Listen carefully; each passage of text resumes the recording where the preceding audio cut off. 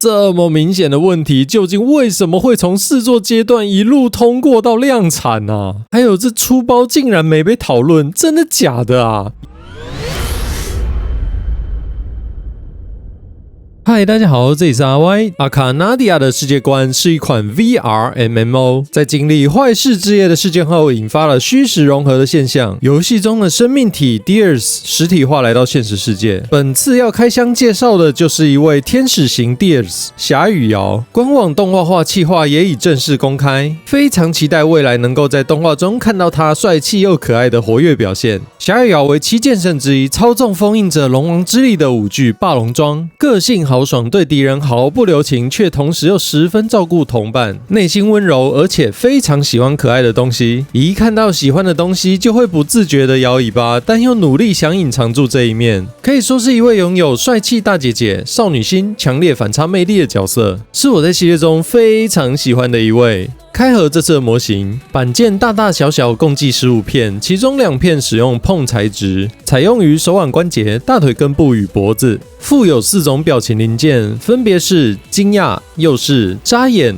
微笑。附有5对手掌零件，分别是开掌手2种、握拳手、握持手2种。预先涂装的零件包含胸前装饰2件、背部零件与骨盆周遭肤色零件，一共6个零件。说明书彩页是一些作例以及水贴纸说明，可以用作制作参考。最后的是一张水贴，我这次制作不会用到。霞雨瑶刚开放预购，我就立即下单了，外形实在太戳我了，尤其是看到它最具特色的霸龙装超大手臂、绯红烈焰翅膀，宛如破旧披风的裙摆，加上身上的金色装饰，让我直觉联想到《弑神者》里荒神汉尼拔。整体的视觉造型真的好相似哦，一样都有着单手雕花的大铠甲、烈焰的翅膀以及像是龙的印象。霸龙装手掌可动性高，是全可动手，可以摆出各种手势。3层可展开的手臂装甲，视觉效果十足，展开状态非常有气势。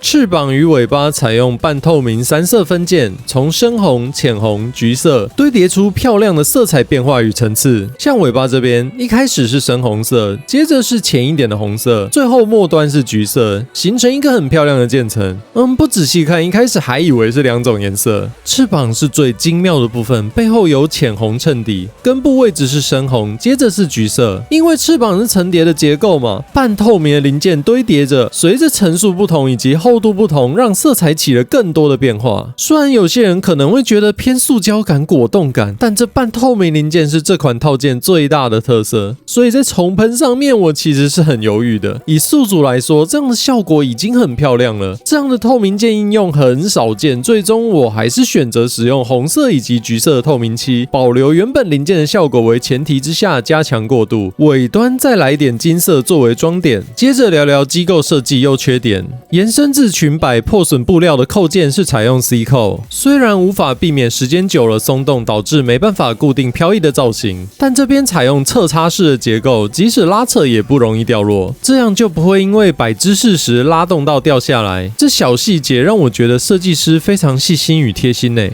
尾巴采球关节串联，不过球关节太小了，维持的力度有些不够，连接点又太靠外，加上零件的包覆不够，视觉很容易穿帮。根部结构也偏细，以这种又长又重的尾巴来说，太吃力了，施力角度一有不对就非常容易断。强烈建议先调整姿势后再安装尾巴。另外，尾巴跟身体连接的地方，建议不要为了支撑去调整得更紧。要长期展示的话，宁愿上个支架在尾巴上。根部结构承压已经够大了，不要再增加这边的负荷。这种以尾巴为卖点的角色，断尾真的很伤，又不是会掉逆鳞跟保育。这个根部关节，我觉得应该要使用碰键。膝关节连接大腿的位置是一根长直桩，中间没有其他构造，完全是一个空心套筒。扭转大腿根部时，就像是直接扭转这根桩，长度跟横截面的扭矩成正比嘛，因为长度的关系导致这边更容易扭断。虽然零件的末端是有接合处啦，断了之后可以干脆粘死，但结构上不是很理想。手臂会下垂这点应该没有人觉得会意外吧，但客观来说，这系列的球关节规格就是这样，肩膀球关节就是偏小，接触的面积本来就小，霸龙装的手臂又这么大，本身就是超过这个关节能承受的维持力度。这边只要将球关节插到底，改用肩膀转轴支撑，基本就能解决了啦。所以这点我觉得是可以接受的。而且球关在拉出来的状态下根本就不好看啊，这样跟肩膀的落差这么明显，应该不会想在这样的状态下摆 pose 吧。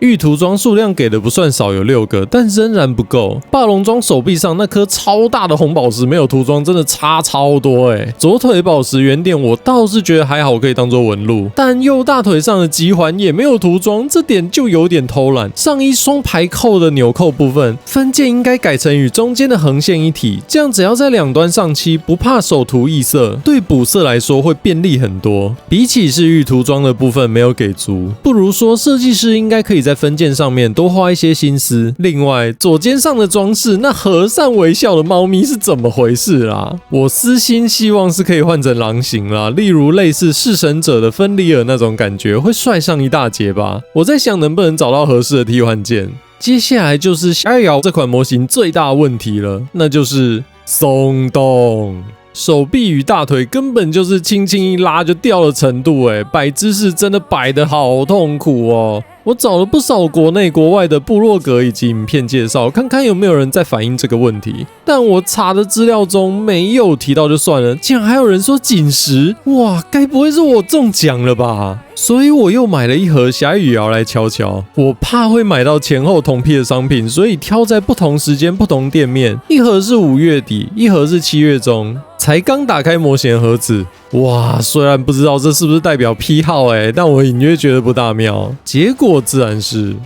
2只完全一样松啦！哇，白白喷一盒这里是不是要给用心的我点个赞安慰一下？兽屋这瓶罐也真的是稳的令人佩服也给兽屋按个赞。虽然不排除是我真的很黑啦，连续2只又间隔这么久的抽样还得到相同的结果，我仍然觉得极大概率是模型本身的问题。有组过这只的朋友能留言分享一下告诉我哦。接着我又想到这系列的第一款露米蒂亚，它也是天使型，组装构造跟设计跟霞雨瑶一样，但它们的模具没有共用。露米蒂亚的手臂跟大腿连接都比霞雨瑶紧很多，虽然我觉得对于把玩的阻尼感来说还是稍嫌不够，可以轻松转动，但是没有到很容易就脱出的程度。来将2款交叉替换零件来看看是谁的问题。露米蒂亚装上霞雨瑶的手臂以及腿部都是不会松动，也不会脱落。反过来，霞雨瑶装上露米蒂亚的手臂以及腿部都是一样的状况，很容易松脱。这边不得不提，结云紧实的程度完全不同等级，组装以及分件的方式也不同。虽然是同系列，但品质完全不一样，甩到看不到车尾灯的那种。我大结云真的太强啦，而且小狐狸结云真的好可爱哦。这组模型松动的问题让我不禁思考，这么明显的问题，究竟为什么会从试作阶段一路通过到量产啊？还有这出包竟然没被讨论，真的假的啊？也许兽屋的核心玩家对于这种松紧问题都是默默自己补强不吭声，但若今天是一位第一次接触这系列的孩子，应该会直接对这系列感到失望吧。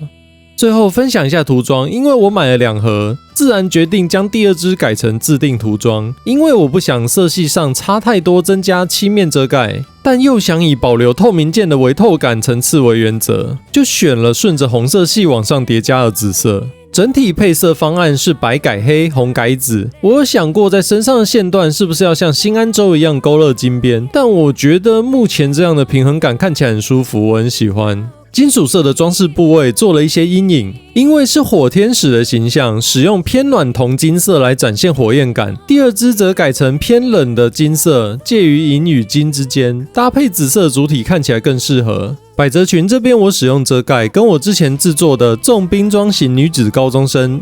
问题一样，百褶裙比较难贴，这边还是建议使用水贴。我不用水贴主要是想让2只的表现接近一些。第2只在百褶裙的横线条我没有坚持红改紫的逻辑，因为衣服主色改成了黑色，紫配黑的对比度比红配白来的低，所以这边用金色来呈现，维持高对比。裙摆破损布料的部分，我在根部做阴影，末端橘色拉亮，与火焰主题搭配。第2只同样在根部做阴影之外，末端由加亮改成加暗，破损布料这样的方式呈现也很好看。霸龙装手臂的白色装饰做色彩延伸处理，避免显得像插一块白色塑胶，并在黑铁色亮面上加了少量金色反射。小腿的铠甲做了渐层，从黑色大腿渐变到红色小腿，再渐变回到黑色的脚踝以及高跟鞋，整体更自然，像是铠甲被烈焰灼烧的感觉，不会像原设定那样色块被断开。另外，把脚踝与火焰的连接处上深色，让火焰像是从脚踝燃起一样。因为渐层只做在小腿上，所以当替换成一般状态时，并不会影响到整体视觉。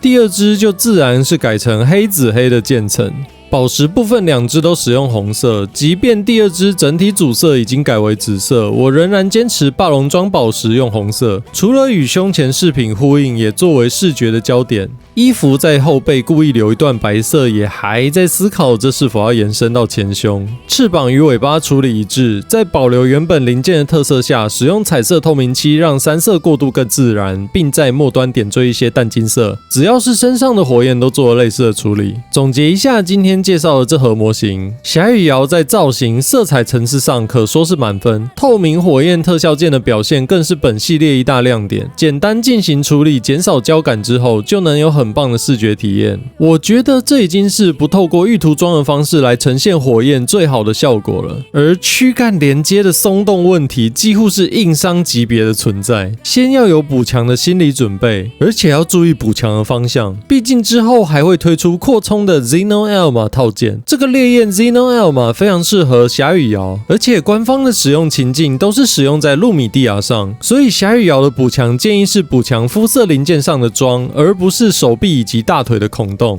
让之后能跨角色交换零件时孔位不会逆向被撑松。另外，比较不合理的零件受力设计也令人胆战心惊，让霞羽瑶姐姐就好像是什么易碎品一样，跟霸气的外表形成强烈反差。难道兽屋是用心良苦，让我们能更体会强烈反差带来的魅力吗？这样感觉好像多了不少萌感呢，并没有，别瞎掰好吗？这盒模型我还是比较推荐给玩一次造型就固定静态展示的玩家啦。感谢收看这部影片，如果你也有感想或想法，欢迎在留言区与我分享。如果喜欢这支影片，欢迎按赞、订阅、开启小铃铛，支持我继续创作。我们下部影片见，拜拜。